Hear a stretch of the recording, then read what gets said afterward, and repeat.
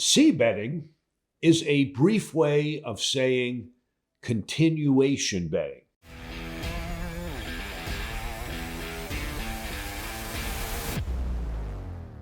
It occurs when you are the last aggressor pre-flop and then bet the flop even when your hand doesn't hit. If you continue to bet when you do hit your hand, you are C-betting for value.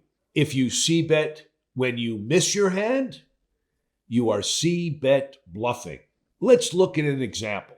Say you had Jack and 10 of hearts pre-flop in the cutoff. A loose player brought it in for 3 times the big blind in the under the gun +2 position. 2 people called. You, in the cutoff, 3-bet, and the initial better called. All others folded.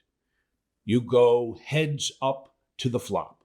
The flop is ace of diamonds, 7 of spades, 7 of hearts. You suspect the flop completely missed your opponent, though he may have an ace.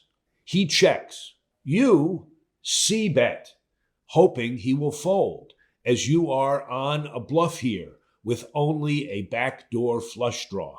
Here's another example of a C-bet. You have ace of hearts, 10 of spades, pre-flop. A player calls the $3 big blind. You raise to 10 in the cutoff. Your calling opponent calls your raise. Everyone else folds. You go heads up to the flop.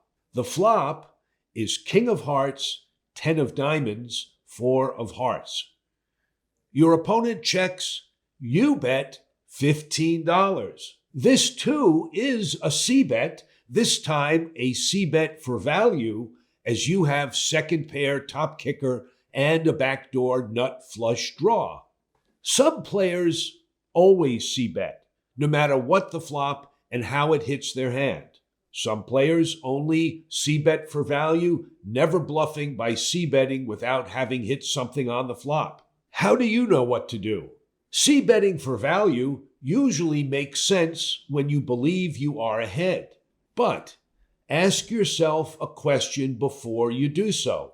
What hands would your opponent call with that are behind yours? You don't want to value bet when the answer is none.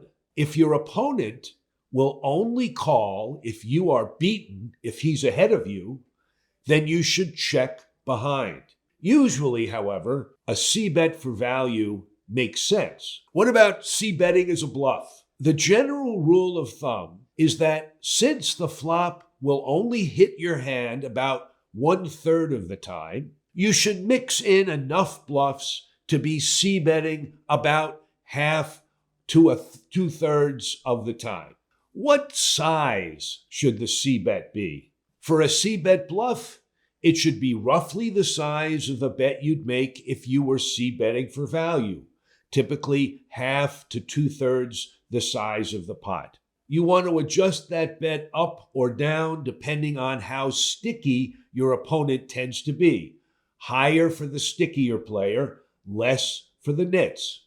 Another way of looking at the C-bet bluff is to make it as small as you think it needs to be to get an opponent to fold. These days, with even recreational players accustomed to the C-bet bluff on the flop, a good strategy can be to assume that they will call your bet on the flop and to save the major C-bet for the turn. So, for example, if you were the pre-flop aggressor and the pot is checked to you, rather than betting 2/3 of the pot as a C-bet bluff, make it only 1/3 of the pot, expecting a call. On the turn, if it appears to be a blank, if the turn card appears to be a blank, when your opponent checks, make a second C-bet on the turn of half to 2/3 of the pot. Since players habitually slow down on the turn and check if they are on a bluff, your significant double barrel bluff is often sufficient to win the pot. You'll need to take into consideration the type of player your opponent is. Against a tight ABC player, somebody who plays strictly by the book, you can c-bet more frequently than against a loose, sticky calling station who never wants to fold. C-bet bluffs work best when heads up, as you only have to convince one player to fold his hand. But situations frequently arise when you are facing two or more opponents. Recognize that this makes it more difficult for your c-bet bluff to succeed. With two opponents, your chances of succeeding aren't the addition of the percentage likelihood of your bluff succeeding against each opponent. It is rather the product of their multiplication. So, for example, if you figure you have a 40% chance of bluffing player A and a 40% chance of bluffing player B, your chances of bluffing both of them isn't 20%, but only 12%. 0.40 times 0.40. I'm sorry, 16%. Accordingly, your c-bets in a multiplayer field should be significantly fewer and more strategic. Another chief consideration when considering your c-bet bluff is your image at the table. If you've gotten a long string of bad cards and folded them, your opponents are likely to consider you tight, even if you know you have a well-balanced game.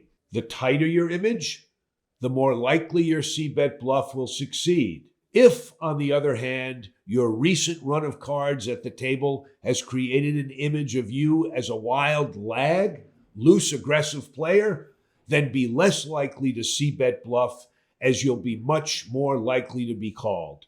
Finally, you want to consider the board texture when deciding whether or not to c-bet.